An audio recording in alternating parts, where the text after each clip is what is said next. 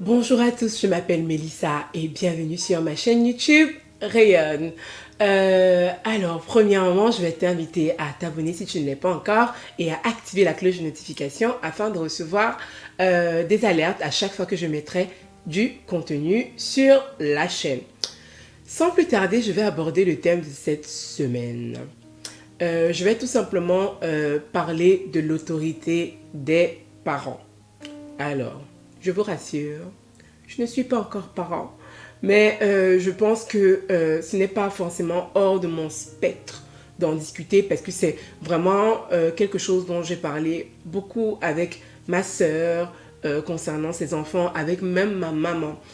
Si vous avez vu ma vidéo qui parlait tout simplement de mon challenge qui était rechercher un nouvel emploi, je mettrai le lien quelque part là-haut. Vous saurez que moi, à un certain moment, j'ai demandé à ma mère, d'exercer son autorité sur moi, tout simplement parce que j'y crois.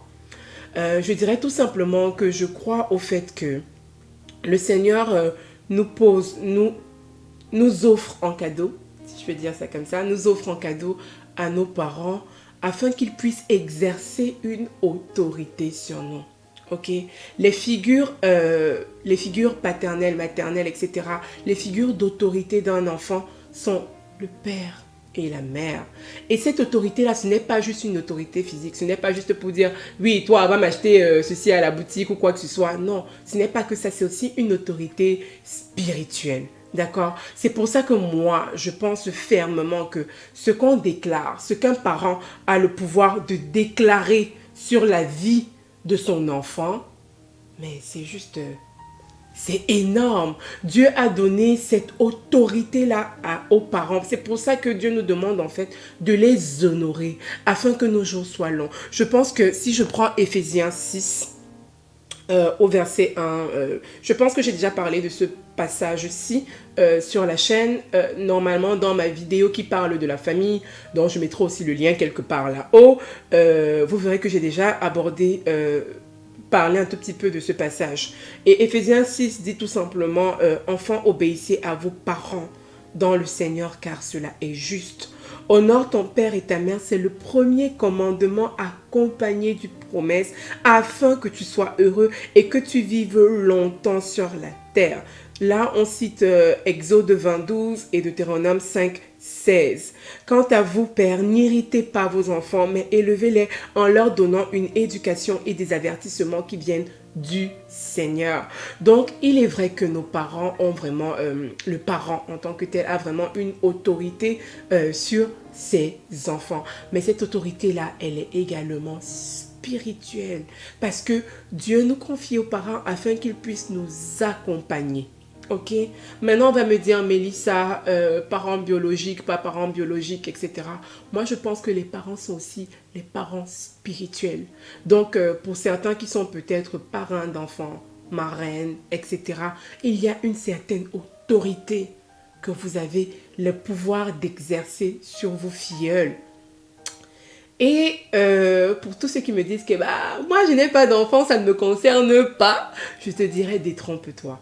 Prépare-toi justement à la saison. Prépare-toi à cette saison où tu vas avoir des enfants.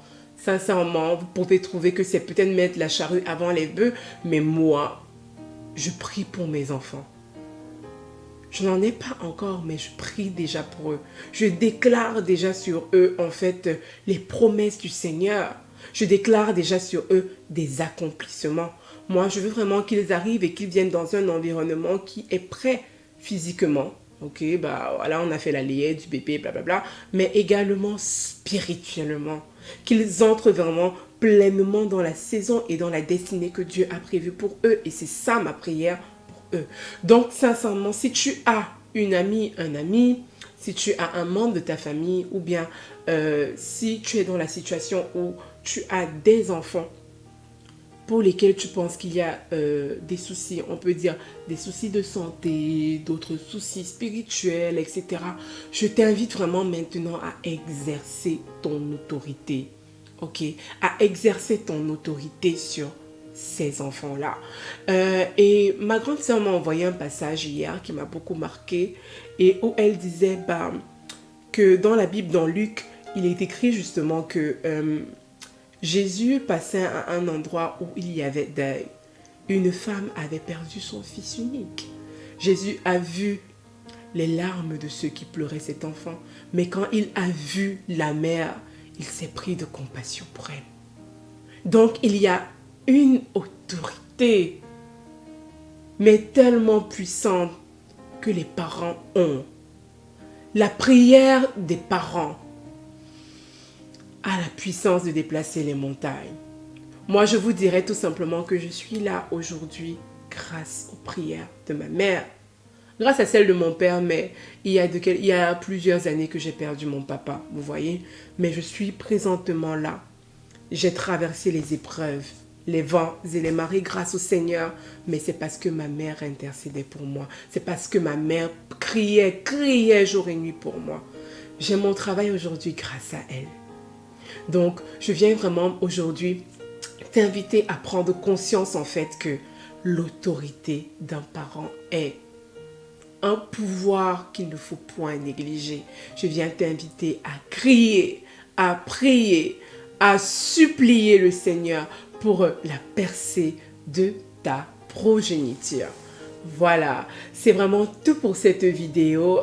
S'il y a, je dirais, un moment dans ta vie où la prière de ta mère ou d'un de tes parents t'a sauvé, s'il te plaît, n'hésite vraiment pas à partager le témoignage avec moi, avec les autres en mettant un commentaire. Si aussi tu penses que ta prière a sauvé ton enfant, n'hésite pas à le faire. Franchement, encourage-nous tous à penser et vraiment et à aller exercer cette autorité que Dieu nous a donnée. Voilà, si cette vidéo t'a plu, n'hésite pas à l'aimer, n'hésite pas à la partager. Si tu as des questions pour moi, tu peux m'écrire à rayonneenchrist@gmail.com. Et d'ici la prochaine vidéo, je prie vraiment que le Seigneur te donne de prendre conscience de ce qu'il t'a donné en héritage. Je pense qu'en plus de la terre promise de Canaan, il t'a donné en héritage cette autorité au travers de Jésus. Ok, donc je prie vraiment que tu puisses l'exercer pleinement. Sois béni. Ciao.